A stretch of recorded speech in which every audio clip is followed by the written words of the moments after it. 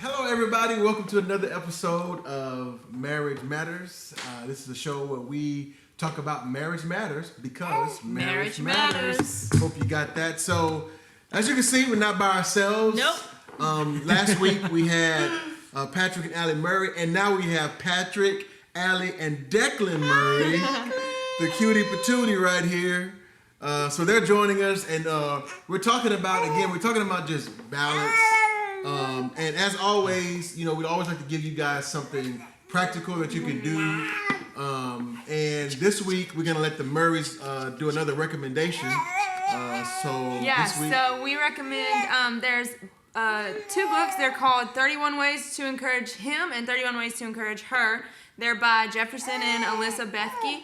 And it's just 31 days, and each day it tells you, it's just a short little thing that you read, and it'll tell you to do something for your spouse, to pray for your spouse. It's just a month-long book for each of you to just be intentional with your marriage. So it's really cool, and it's something you can do and then months later go back and do again. So it's cool to just have those books, and you can always go back to it. Cool, so, good recommendation. So is there a website for that? I'm not sure the website, but you can go find Jefferson and Alyssa. Oh, you have the website? I do.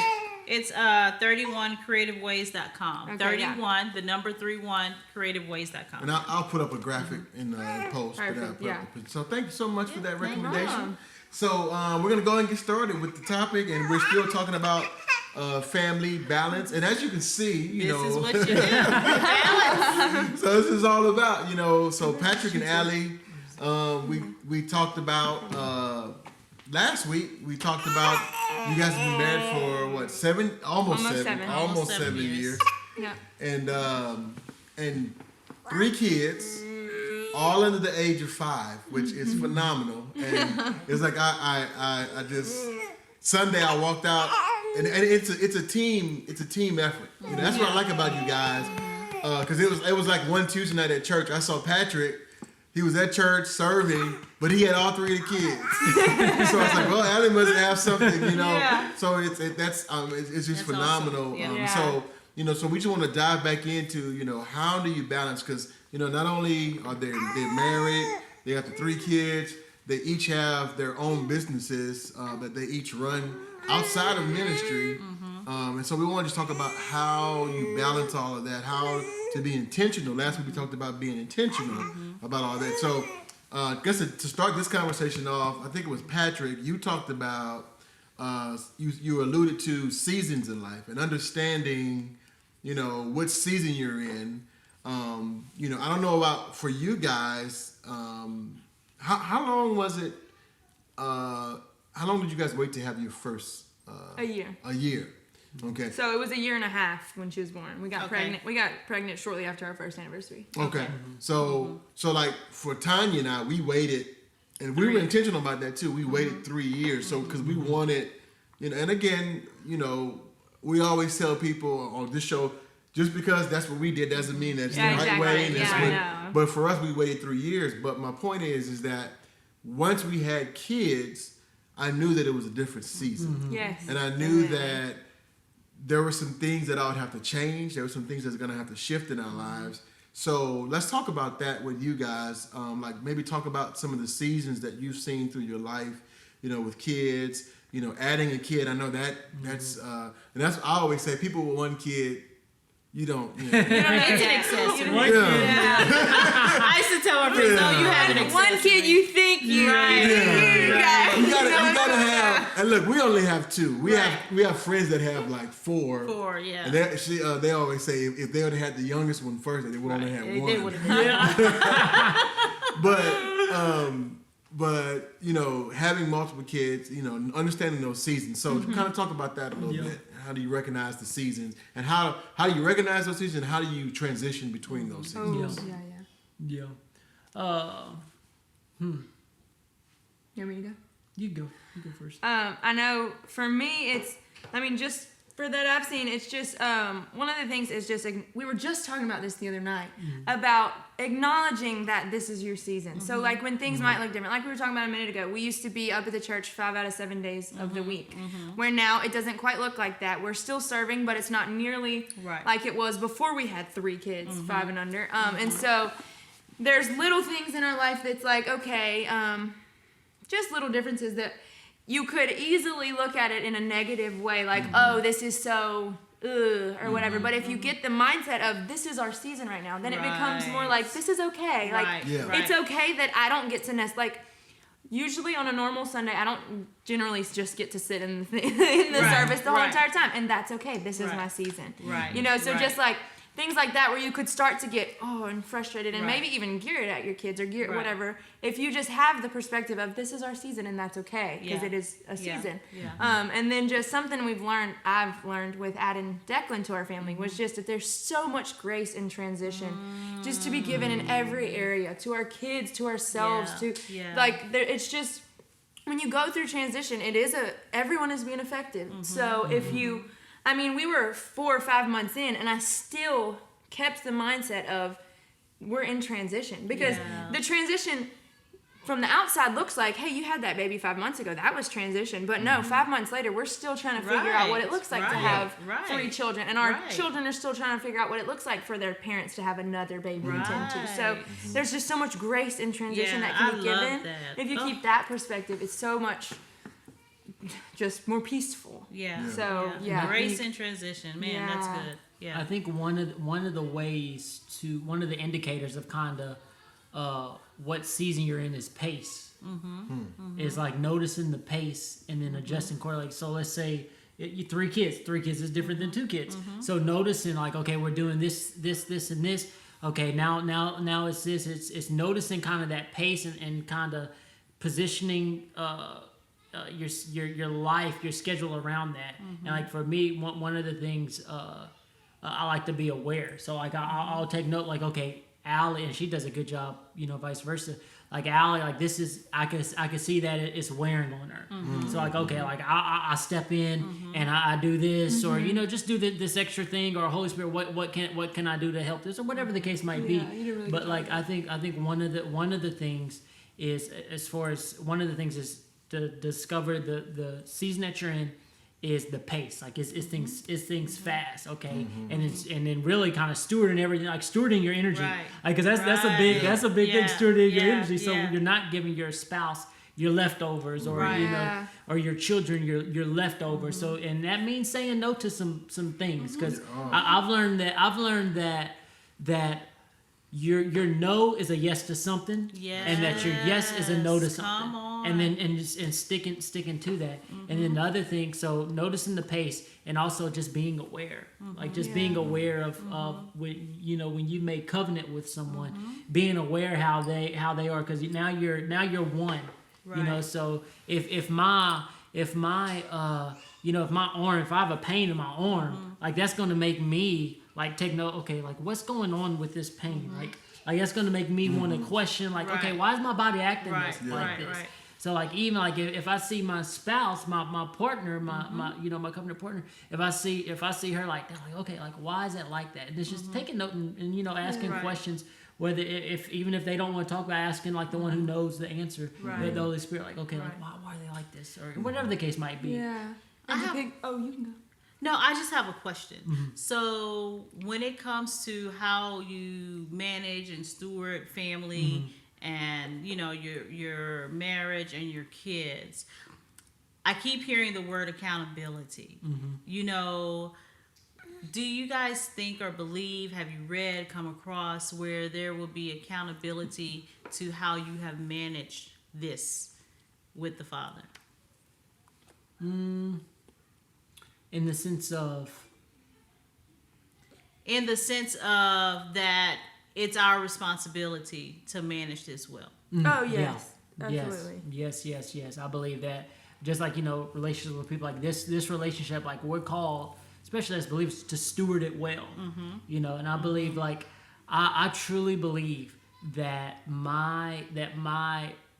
Jesus said one of the greatest commandment is to love the Lord your God with all your heart, mind, soul, and strength. And then equally as important, love your neighbor as yourself. Yeah. So I truly believe that my relationship with God is reflective in my marriage, in my kids, in every area of my life. Yes. Because one of the things that God taught me is you talked about it in the last episode, some, is like if I give him like my everything, if I make that my relationship with him my priority, then he takes care of all the rest. Yeah, Right. so good. out of that relationship with him, like just not trying to perform and not doing any of the extra stuff, but just simply being an object of his love, simply being his child. Right. Then he teaches me how to parent. Correct. He teaches me how to love my Correct. spouse. He teaches me how to do these Correct. things. That's good. Yeah. So, but it's submitting to that first, and not out of a performance Right. base. One of the things, I'll share a quick story. One of the things, kind of like when this really got instilled in me, I was working at a Mexican restaurant, and like I had this where, as far as like God was calling me to equip and to empower, like the sense is this teaching, preaching type role. And like I had friends that was, getting these youth pastors positions and just these platforms. And like I was like, God, like what's going on? What about me? Yeah, exactly. And then I remember coming up on a conversation with a pastor that's just he had been pastoring for years, and another person like just more so in the missions field, and they was having a conversation about identity. They had been in 10 plus years into hardcore or frontline ministry or whatever. I believe it. All ministry is frontline, but anyway, like vocational or Right. But this thing, they said, after all these years, like God has been showing them identity. And in that moment, God showed me, like he's instilling the identity. And like this thing of like, this whole season is those roots growing, in identity. So now like I don't perform. Like it doesn't matter if I preach good or, if these people get saved or these people get healed. It's not about that. Right. It's always been about him loving me and me just Correct. showing those people Yes. that I'm in love with my dad. Right. And then Yes. it's flowing into Right. marriage. It's flowing Right. into Yes, parenting. host Jesus well. That's something that we've been Yeah. talking I about like lately. it. About Yeah. even just in worship leading, we have this idea in lean worship that it's our job to like set this atmosphere. Like that's what we step up there to do. We gotta set the atmosphere. But in reality, it's not our job to set the atmosphere. It's our job to host Jesus well, and then step up and release that into, and then Right. the Holy Spirit Right. will control the atmosphere. Right. And so just Right. just in general, you just host Jesus well, and then that will spread into your family, into your marriage. Go ahead. Oh, okay. I want to share one more thing because it's just so powerful. It's so powerful. In the Bible, there comes this story where Jesus goes into his hometown, and then he can't, or not that he can't. There's not many people get healed. Okay, except that he lays his hand on a few sick people and they get healed. So it's this thing of, despite the environment around you, that when the environment is inside of you, then you can release it however you go. So one of the things for marriage is like going to, marriage and family and just really anywhere, is this investing in that relationship and hosting Jesus well, so that you come into, you're hot, whatever, she done frustrated me or whatever the case might be. Like I still host Jesus well. Like I still release God's Right. presence. Right. So it's this thing, like even before, like one of the ways that look practically for me is like I'll go home, like it'll be like I got frustrated from some things or whatever the case might be. Like sometimes like I have to pause.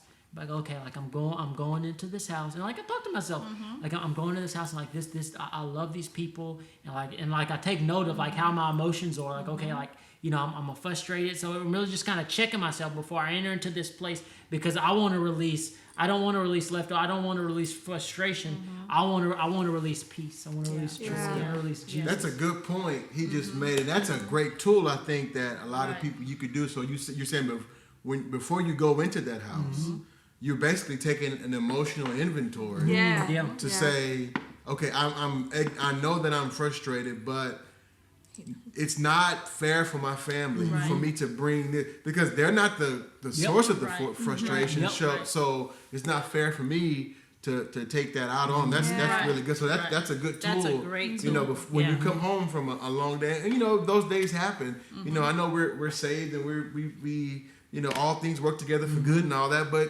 truth of the matter is sometimes you have some crappy days. And it's so easy to bring that home, to your family. And I've heard a lot, when I've heard people say stuff like, when your spouse comes home, you got to give them that time to decompress, or you got what I'm saying. But from what you're saying is, no, when I come through those doors, I have to give all of me to my family, and I'm gonna take care of that on the drive home, or I'm gonna take some time in the car. But but that's good. Sorry. No, that's fine. I was just gonna say because the kids, they're not gonna wait to engage you. Exactly. They don't understand. Right, it. right. They don't understand it. And they don't really care because They my might dad have is had a hard home, day. my mom is home, and I love you, I missed you, and Exactly. let's play. Exactly. So you might be walking into, they might be upset, the house might be Right. upset. That's Like true. you don't know. So if he's already walking in frustrated and crazy, Right. and he walks into me Right. with my eyes wide and the house is Right. a tornado and the Right. kids are running all over the place, it's just gonna be downhill from there. Just stand in the middle of the room and just hold each other and cry. You know? I think the standards as believers, like we're called to release heaven. So that just doesn't mean in the workplace. That Come means on. in my family. Yep. Yeah. So what happens is when we don't partner with those feelings, those frustrations, what happens is now we rise above and we're actually able to release what we're supposed to release. So now change is able to truly happen and not just a temporary fix because Right. you got mad and you blew. You Right. didn't partner with that. You didn't partner with that. So because you partnered with peace, because you took your emotions in check and you made them submit to your faith and you didn't walk by sight, you didn't submit to your feelings, now you've actually been privileged to change the atmosphere. So that works like in marriage. I mean, that works for workplace, that works for anything, but it's you partner with heaven to release it. And I also do think though that there is teamwork in that. If like for example, there have been days where Patrick gets home and you can just I can just tell, and I'll have to say, hey, stop right now and just breathe. Like I want you to give me 3 deep Right. breaths. Sit on the Right. couch and take Right. 3 deep breaths, and then move on from Right. there. You're You so know. good at it. She really is. She really is. Man, did I spend She might 2.5 not years say- in school for nothing? No. She really But, is. I mean, it's just as we're a team right here. So if we Right. don't want that Yeah. to leak onto our kids, if we don't want it Yeah. to just be a tornado, like Right. you're feeling crazy, I'm feeling crazy, so now everything's just crazy. Yeah. It's our job to notice it in each other. So there are times where he's like, "Hey, do you need me to just rub your Right. feet?" We Right. just there's things we can do to help to make Right. sure we're like, "Okay, Right. yes, you're like." Now that you're saying that, yes, I am feeling kind of Right. frazzled. I do need a second to go, Yeah. Right. something. So, But guys, but it's teamwork. it's- Yeah. You have to be able to recognize that in your Yes. spouse Yes. first. You can't do that for each other Yeah. if you don't have that relationship Yeah. already and you don't stop to take the time. If we're both busy and we have our heads down, or he comes in and I'm in my phone, I don't look up and greet him and pay attention to him and all of this kind of stuff, you're not going to be able to tell, okay, you need to stop and take 3 deep breaths. Yeah. You're not going to recognize that. So it's important that in our marital relationship, in our families, that we're paying attention to one another and that we know one another Definitely. intimately. Yes. And that we are able to recognize, okay, something's going on, something, he's having a moment, looks like he didn't have a good day, so let me help. Let me jump in and exactly. apply some tools and pour on the love and just bring all the things that need to be brought. And so it's important, guys, that you are intimately acquainted with your spouse and that you know them and you're able to see something's going on and that you guys are able to be open and to be vulnerable. Yeah. Thank you, with one another, Yeah. so that you can have those kinds of encounters. One of the things that I learned when we went to the XO Marriage Conference with Jimmy Evans, that so good. Shout out to J and K. Yes. Yes. One of Marriage on the the rock. things that stuck with me so much is that in the marital relationship, God uses the marital relationship to heal. So whenever there is brokenness, whenever there's hurt, whenever there's been trauma, whenever there's something going on, he uses that relationship to heal. So we are intended to heal one another. And you guys just described a very practical way that you do that. And it's so beautiful. But we have to learn and teach and train other couples to be able to do that. I think a marriage changing question, if you can figure out how to add this question to your marriage, is what do you need? Yeah. Yes. What do you need? Like Yes. if they walk in the house and sorry. you can see it on their face, what do you need? Yeah. What can I do to help? Yep. You know, Yeah. that will But that you do will a really good change. job. Yes. You do so Yes. good at that. I guess mine's always, what do you need me to do? Yeah. Yes. Yeah, oh, He says What that do a you- lot. That's the What do you husband need? version. He What do you says need that me to do? right. What do you need me to do? Right, And knowing that not the expectations is like, No. you know, you don't have to be all those things. Right. Yeah. You know, and Tanya, I know she has this sense that, you know, she has to do all these things. You know, like today, you know, she was saying, you know, I need to come home and cook. I'm like, babe, don't. I was trying to cook y'all dinner. I said, I told her, I said, So sweet. I said, we didn't Yep. say anything about that. We So I ate said, on I said, I don't think there's an expectation. She's well. My first question was, do you have time for that? Yeah. Yeah. Because that's, I know a lot of times and again, it's going back to that. I want to take on all of this stuff, and Yep. there's no boundaries, there's no borders, and I got to do all these things. And I'll always say, you know, whenever I hear people say, man, I just don't have enough hours in the day. I ask, so you saying God didn't know what he was doing when he created the earth, when he created, you know, he gave you 24 hours. You're 24 like anybody. You know what I'm saying? 24 like So anybody else. either you're doing something wrong or God just didn't know what he was doing. Which one is it? Right. God must have Yeah. done it wrong because it ain't me.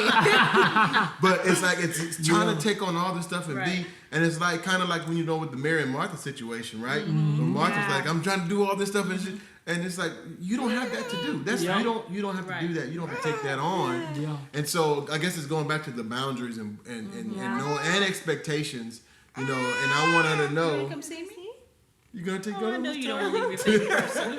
but knowing, you know, you don't have to do all that, Yeah. and not being, because you know Tanya, and I'm not just, you know, I can do this, I can talk, I love her so.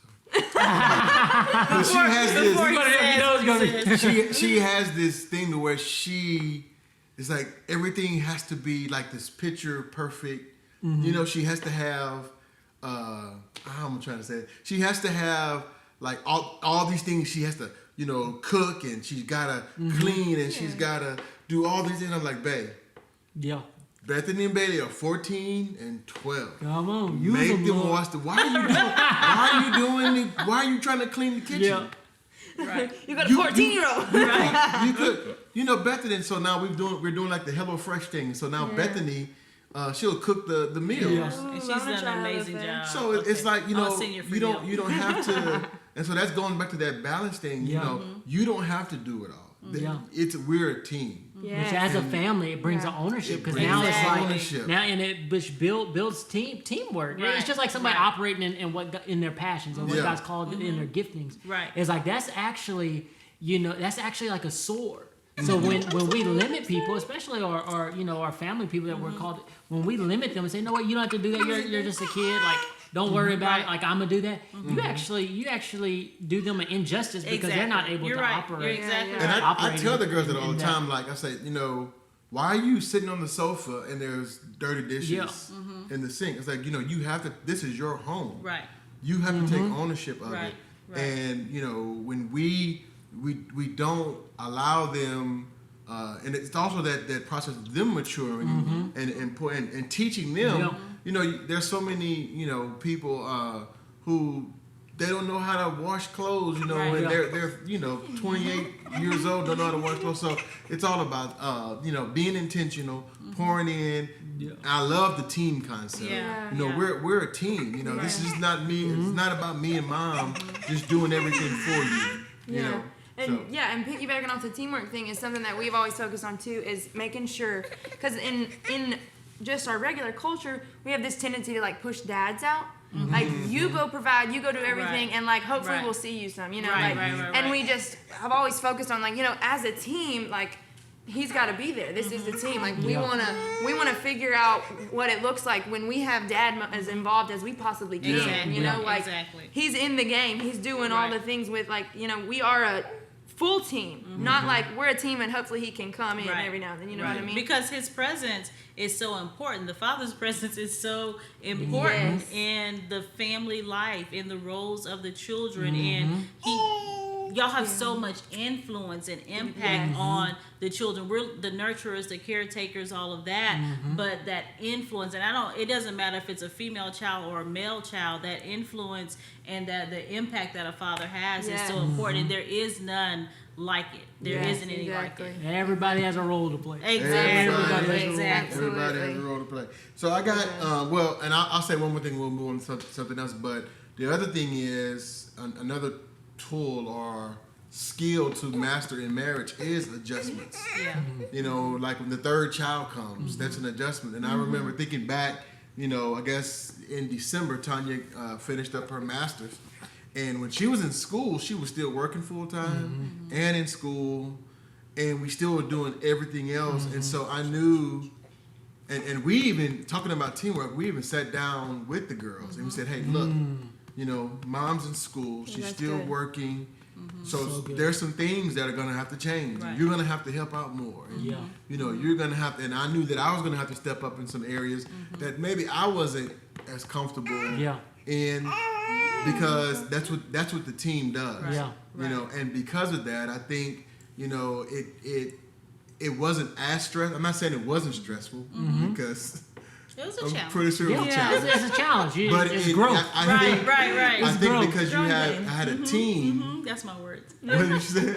It's growing pains. Oh yeah. Yeah. Because you had a team, a support system, it made it a little bit easier It and manageable. did. And it gave me the peace that I needed to know that, okay, things here are still moving, you know, the motor's still going, you know, pretty smoothly, and I could invest the time that I needed to finish up my degree, which is what I knew is a part of what God has for me on my plan, you know, on His plan for me. And so I was able to do that, you know, without worried about, I'm neglecting my family, you know, this isn't going to get done and all of this, because they jumped in and did what they were supposed to do. Kudos to y'all. That's awesome. It was, and I you know, awesome. for me, it was, and that's because I always say this, that the number one cause of divorce, most people say it's money, or but I always say the number one cause of divorce is selfishness. Because everything is linked to that. It's me not wanting to bend my will to the will of another. And so in that time period, you know, I could have been, well, like, you know, what about my needs? Yeah. You know, there were some nights, you know, we'd go to bed, you know, and I had one thing on my mind. Yeah. You know? And I'd look over and she, and so I just had to know. I just, rub her leg and something. Hey man, how you do? You know, something. But I had to make, accidentally jump on the bed. I don't know what happened. But since How about you on a pillow?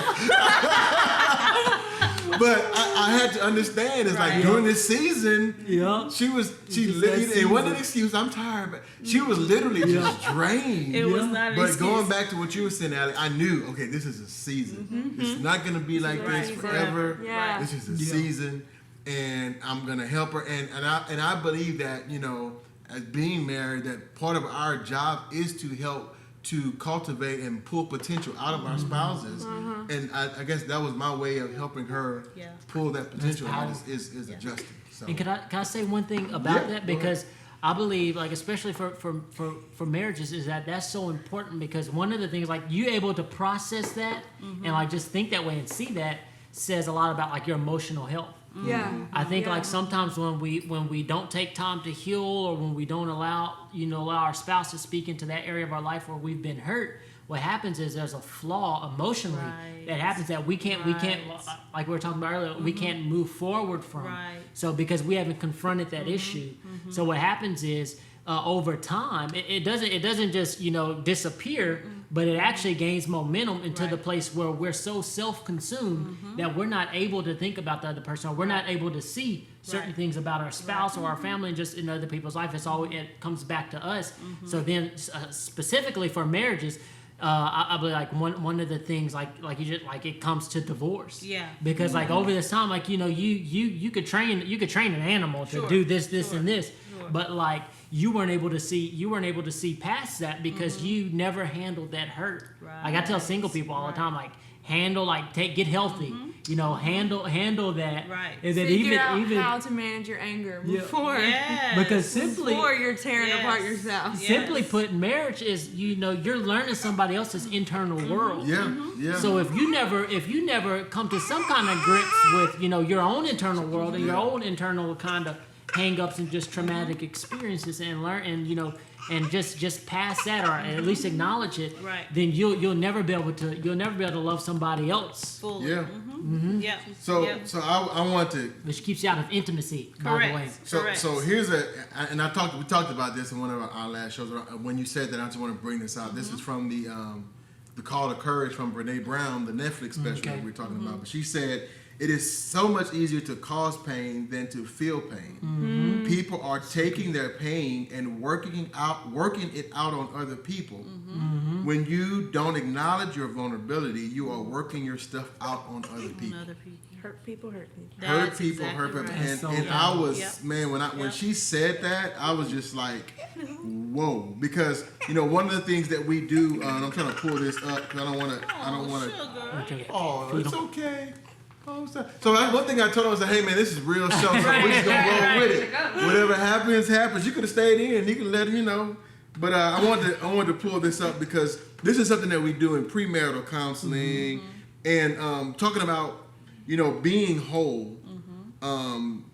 And we always tell people that, you know, a marriage is, you know, people say stuff like, you know, my spouse completes me. Yeah. But it's like a marriage is two whole people coming Yeah. together. Yeah. And so good. we always Yes. do this. We always do this in Don't try to premarital. make your spouse complete you. Right. No, That's not their job. Identity crisis. Yes. Exactly. So Yes. check this out. So we always do this. So 1 times 1 equals 1. So one person coming together, and that multiplication is synergy. So we're better as a whole than we Right. are, or we're more productive as a whole than we are apart. But check this out. So if you take a half times 1, that equals 1/2. Yeah. So if you take 1/2 times 1/2, Yeah. that equals 1/4.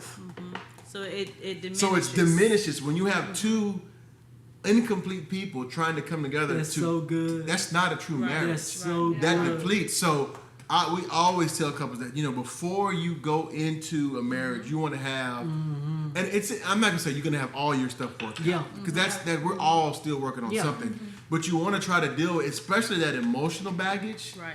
That takes a huge weight off of Yeah. the marriage. And another thing that we talk about in premarital counseling is how do you resolve conflict? Right. Because believe it or not, powerful. and we tell how in premarital counseling we always say, believe it or not, you're gonna disagree. Right. Yeah. Right. You know, I know you're all in love, Yep. and I said, but Yep. it's something to be said when you can come on back in now. I was about to say. Yeah, it's like double dutch. You gotta just jump in there, man. But when you live with a person and you wake up, they're there. You go to sleep, they're there. You're always there. Sooner or later, something's gonna happen, Right. and you're not gonna see eye to eye. Yeah. So managing conflict is a big thing, and you're right. I think you're absolutely right. When you're emotionally healthy, it's a lot easier to work through that stuff because because usually with conflict, what people try to do is prove how right they Yeah. are in the Yeah, yeah, yeah. situation, Yeah. and not really be empathetic Yep. Right. with that person and see Right. it from that person's Right. perspective. You know, we just want to prove how right we are. Right. So yeah, man, emotional health. Because you one of the things I guess depending on the person, like you flip out and you want to like you're in a disagreement, let's say, like you struggle with anger, you'll flip out and punch something and whatever the case might be, which really dishonors the conversation that Correct. the person that you're having. So healthy emotions, that you're healthy emotionally when you're able to have a conflict that you have feelings about, Right. that upsets me, but you're able to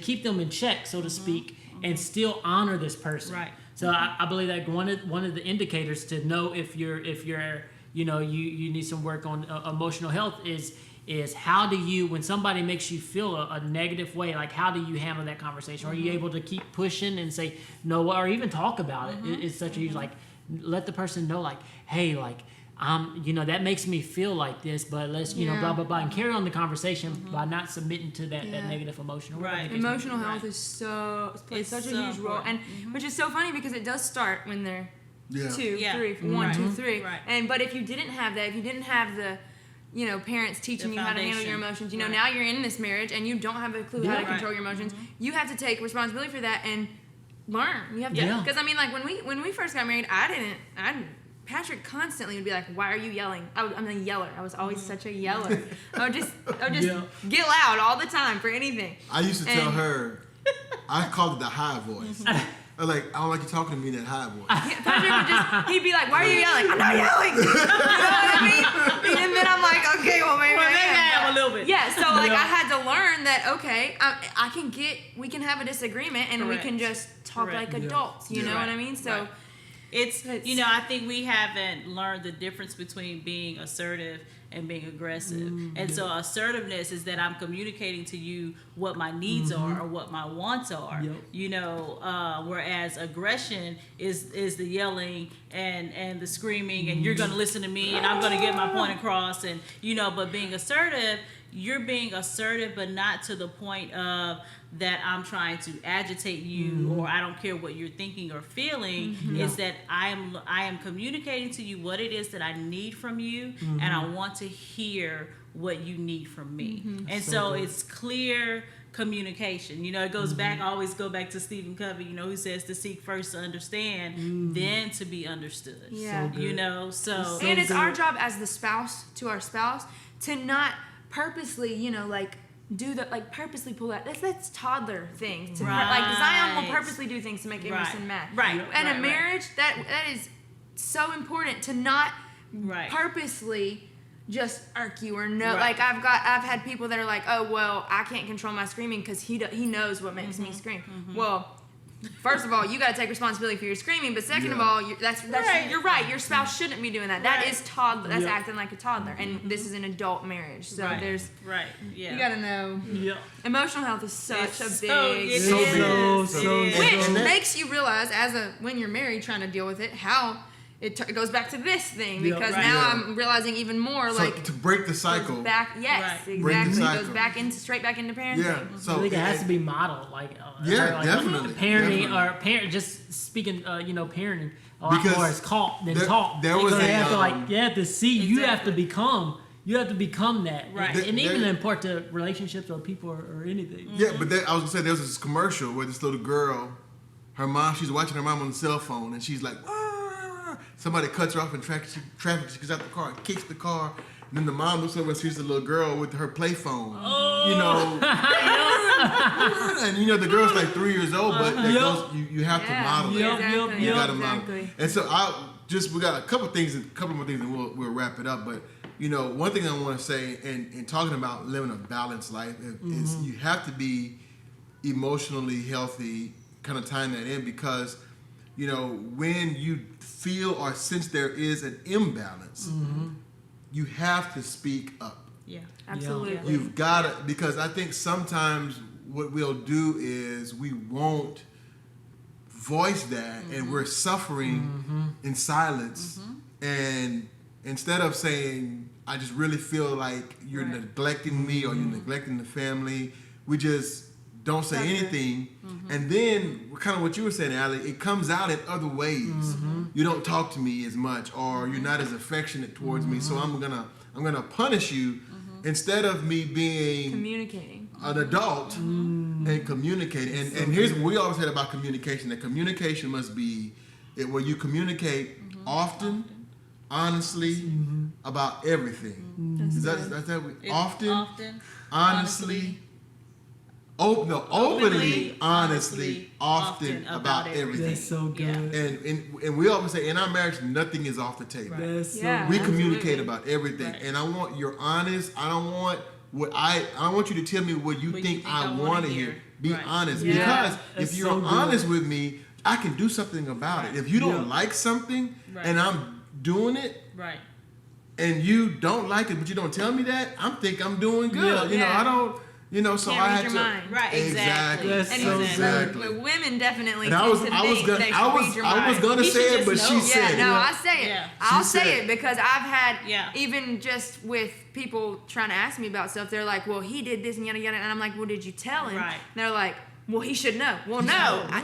Okay, maybe you think he should know, but maybe you should tell him. Right. Look, I'm Like, telling you, women, tell we him. don't know. Tell him. Tell us. I feel like I'm the woman in like this relationship because Alex like so many times like, how do you feel? Yeah. What are you thinking? I'm like, Tell me about it. I'm good. I'm fine. I'm good like, by I can faith. tell you're not fine. I'm good. Yeah, What's but she does so good at just pulling Pulling it it out. out of you. Huh?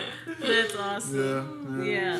So the other thing I want to ask, I asked this question and then we'll wrap it up. But I guess it's two parts. But first thing, so is there something that, and I don't know, maybe you guys got married, really young. So babies. And I guess I was 22 when we got married, so I wasn't too far behind you guys. But is there something about marriage? So like, before you got married, you had this picture of how it was going to be. Then when you got married, you're like, yeah, that wasn't, like your expectation was totally different than the reality. So honestly, for me, so everybody tells you like, oh, your first year is gonna be so hard and yada yada yada. Honestly, for us, we didn't have that. Like, we didn't have that. Like, but I think also me and Patrick both have like we're both like free spirits, like go with the flow people. So that that's us That in definitely particular. helps, Yeah. So like if he left I also grew up with 8 brothers. Nope, 7 brothers. And 1 sister. But so she's gonna get you. Yeah. So if he left the toothpaste, everybody always talks about that. Oh, the socks or the toothpaste lid not off, or those things. I grew up in that, so like none of that I will admit ever. that the toothpaste. My thing is not the top; it's squeezing from the bottom. You got to squeeze from the bottom. He wants to roll like every. My dad. Oh man. Anyway, Yeah, so those little things, I think we had been so overwarned that we just were like, oh, well, I just won't let that bother me. I won't let that bother me. It's like I was talking about taking the advice that we got. Yeah. We did that, so like we didn't have all these huge Don't expectations sweat for it. small. Like we just were like, woo, I don't know. My thing, because I didn't grow up like my parents weren't married; they were together, but just baggage, their own baggage, kind of brought like other issues in and just create a really dysfunctional atmosphere. And like even as like I remember 2 things. I told God that I never wanted, and like as an I think about it, I didn't have a picture, or at least it wasn't a good picture. But I remember I said I never wanted kids, and I never want to be married. And like that's been the greatest joys of my life. And then even entertaining the thought of marriage, like I didn't know how it was going to look like. So I remember saying like, hey, I remember telling her like, I don't know what this is going to look like, but I know that we're going to go after God. Yeah. And like, so this thing of, just really like for me, like that's been the picture of like this, like us together, but like we're going after God, and if we miss it, he picks us back up. Right. But like, and we're we're together. But this thing of like that'll be like the most constant is like we're going after. Yeah. And then for me, it was always just allowing each other to chase our dreams was such a main thing for me. Just like knowing that you have a calling and I have a calling, and we need to chase after those. We don't need to fall into this system of, well, you better go get this job because it'll make this much money, then we can do X, Y, Z. It needed to be this, look, you got a crazy dream that you want to chase after, like, let's chase after it. Let's do. Right. So that's... So then that's as a spouse, it goes, how can I serve this? Yeah. How can I serve that? Yeah. That is awesome. Yeah. All right, well, we're going to wrap it up, man. This has been so fun. We're going to have to do it again. We thank y'all so much. Thank y'all. Yeah, so, the wisdom. I'm just trying to make sure I got all my notes. Look, it's flowing both ways. Wisdom conversation. Yeah. So I guess that's all. That's all the questions. So tell the people, where can they find you guys? Allie Weeks Murray on Instagram and Facebook, and Murray Maid and Married Up on Facebook is our marriage ministry. What's your email? My email. Don't give the I don't know if you want to give your email. People use Some email? people. No, we're old school, so we still have an email. I have an email. My business use an email, but you know, inside. It was. That email. I have a new email. So it's off. We'll talk about it off camera. Jesus Lover 94 was my email. Wait, what was it? Lil Jesus Lover 94 Lil was my Jesus email. Lover. So she's at the mall and ask her email. I'll be at the mall and they're like, "Can we get your email?" I'm like, LIL Jesus Lover. Is that with a G? Or I had it till I was like 22. Wow. Before I finally made an then don't email. That makes me kind of scared. Don't email me there. I won't write back. I'm a little frightened now. Lord Jesus, Lord. Oh yeah. It's like it sounded like you were walking around school with the Bible and just like laying hands on people with oil and stuff in the I hope that hallway. you Me and my Charismatic three brothers, fire. we were Little Jesus A little Lover, bit too much Jesus fire. Freak Weeks, and Jesus Lover Dude. Come on. That's our email. I'm like, Mom, why did you let us choose that? That is awesome. That's awesome. awesome. That's, okay, Yeah. Patrick, wait. Facebook, Patrick V. Murray. Instagram, CYAMS34. CYAMS34. And then also the business that me and some friends started. You can find us at Reach Coffee on Instagram and Facebook. I had the coffee. It's really good. RECC. Reach. RECC. All right, well, this has been another episode of Marriage Man. Oh, I guess, as always, our email, we have an email. We do have Email. If you Email. use email. And we're on Facebook and Instagram. But, the reason why we did the email, because some topics are, they don't want to. Yeah. Even though they Yeah, can do a social direct media. message, they don't want it to be on because social media Yeah. can be. So we have the email for really, private. Private. So Yeah. and we're old I'm too, kidding. Allie. We're old. So, Yeah. We're 40 plus. We do have an email. You're good. We good. I mean, we actually have a home phone, so Yeah. Whoa. Now what's that? I'm just Well, it came as part of the package that when we got our internet. Sure. You Yeah. asked for one. tell And me you we- don't want that. We home never phone. use You it. got a Cell phone. It's funny. I use Well, it. I she thought does the use girls it. did I never use My it. little sister fun. texted me the other day and said, I just saw an ice cream truck. This is legendary. I didn't know they still Well, exist. One passed by here earlier. Y'all didn't hear? Here's the funniest thing is when I was cleaning out our garage and I had all these old teaching tapes, sermon tapes. Oh God. And I mean, a box full of them. And I bring it over to Bethany and Bailey. I'm like, hey, look at this. And they're like, No.